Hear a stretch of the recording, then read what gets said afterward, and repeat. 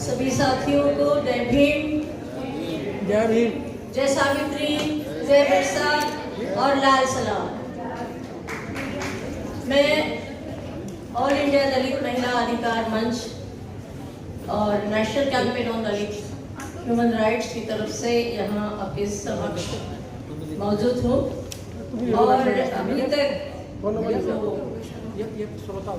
हाथरस की बेटी के साथ जो जुर्म हुआ है और उसको अभी तक न्याय नहीं मिला है, इसके लिए हम सभी देश की सभी महिला आंदोलन की महिलाएं एक साथ यहाँ एकत्रित है और हम न्याय की मांग कर रहे हैं और जल्दी न्याय की मांग कर रहे हैं।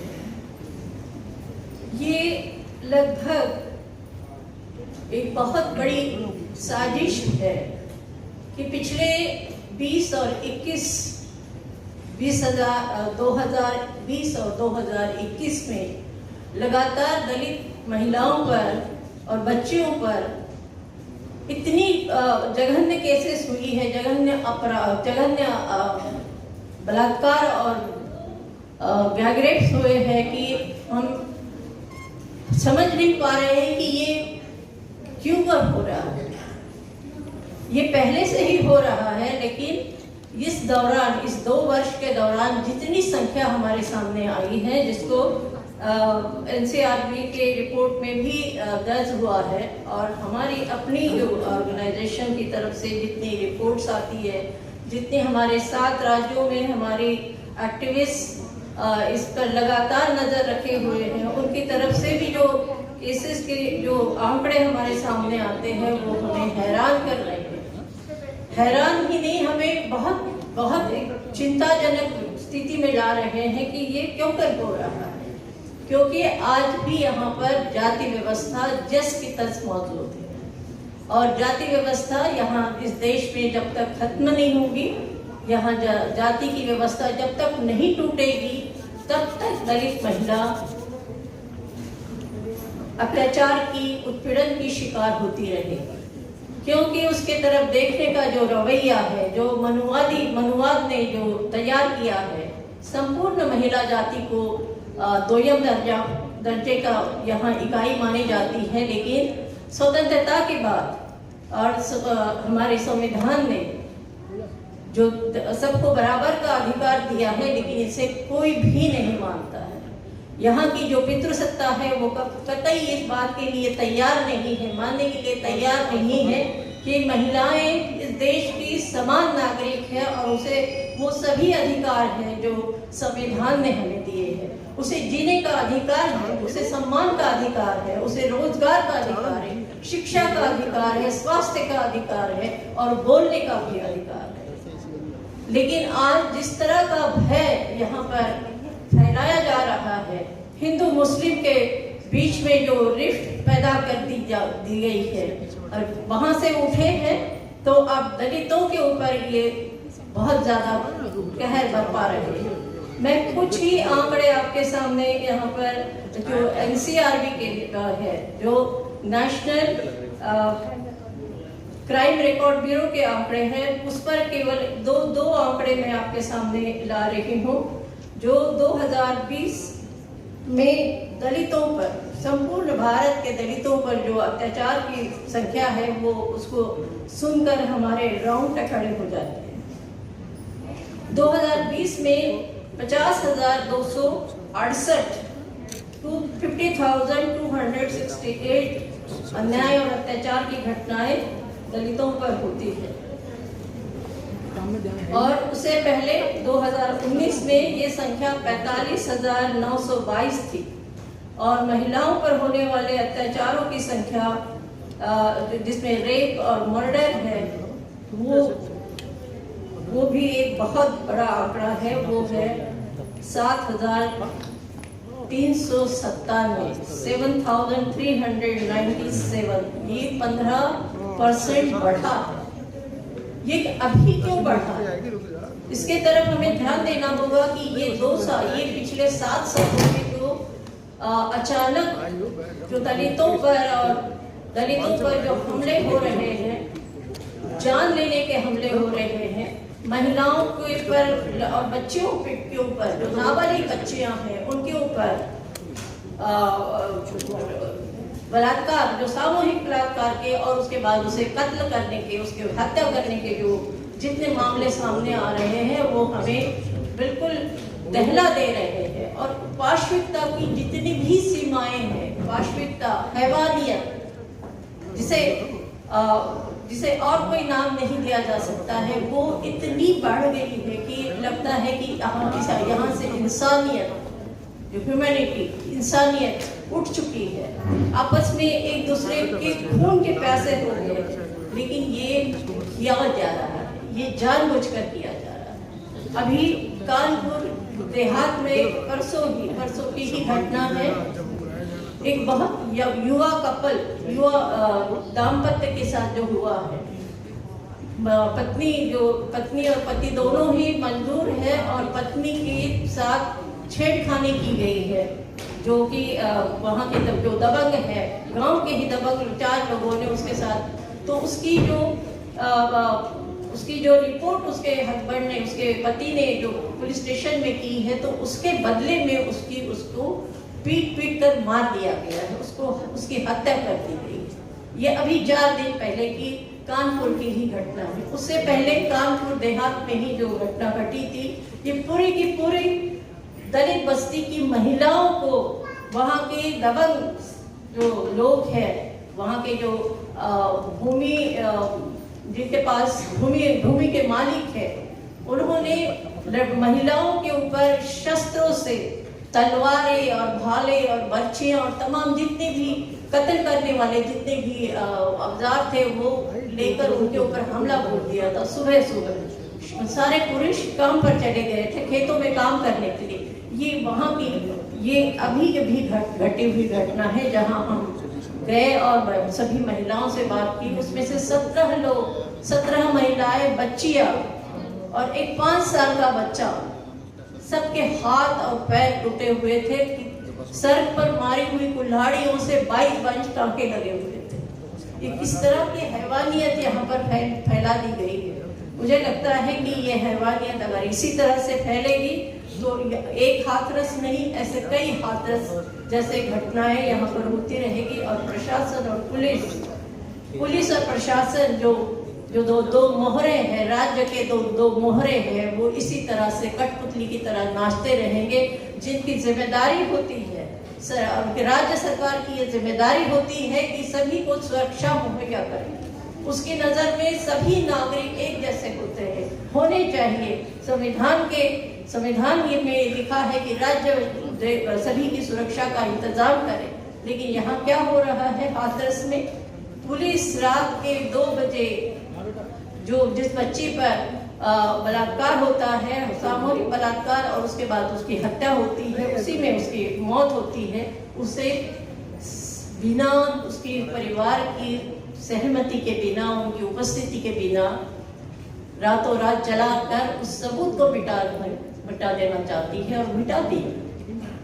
ये किसी भी राज्य में या किसी भी भारत के किसी भी राज्य में अगर ये घटित होता तो उस सरकार की उस मौजूदा सरकार का जो भी सीएम होता उसे तुरंत हटाया जाता। ये केंद्र सरकार की जिम्मेदारी है, लेकिन ऐसा नहीं हुआ है। हम देख रहे हैं कि ऐसा नहीं हुआ है, बल्कि जो गुनहगार है, जो बलात्कारी है, उन बलात्कारियों को बचाने की पूरी कोशिश की जा रही है। उन्हें बार-बार जबकि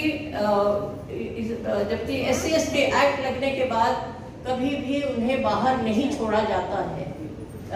मतलब उसे क्या कहते हैं, बेल नहीं दिया जाता है, बेल नहीं मिलती है। इस केस में एंटीसिपेटरी बेल नहीं मिलती है, लेकिन यहाँ पर बार-बार उन्हें बाहर निकाला जा रहा है, बेल के नाम पर बाहर निकाला जा रहा है। इसका यही मतलब है कि पुलिस और प्रशासन और राज्य मिलकर यहाँ न्याय दिलवाने की इनकी कोई कोशिश नहीं है, बल्कि इस केस को दबाकर ये दिखाना चाहते हैं कि दलितों के लिए उनके मन में या उनके सरकार को कोई उनके मन में उनकी कोई मूल्य नहीं है।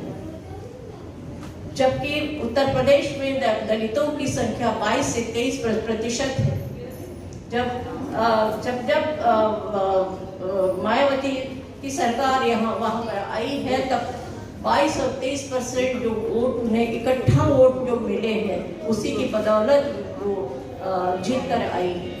मैं समझती हूँ कि अगर आज भी अगर हम चुप रहे और ये डर का जो माहौल है, इस डर के माहौल से में भी आज अगर हम नहीं बोले, तो आने वाली जो पीढ़ी है, जो युवा पीढ़ी है, वो हमें सवाल करेगी, हमें पूछेगी कि आपने हमें ऐसा हिंदुस्तान दिया है, ऐसा भारत दिया है कि जहाँ पर हम सुरक्षित महसूस नहीं कर सकते हैं। हमारी बच्चियाँ, हमारी लड़कियाँ, हमारी बहनें स्कूल और कॉलेज में जाने के लिए तरस जाएगी।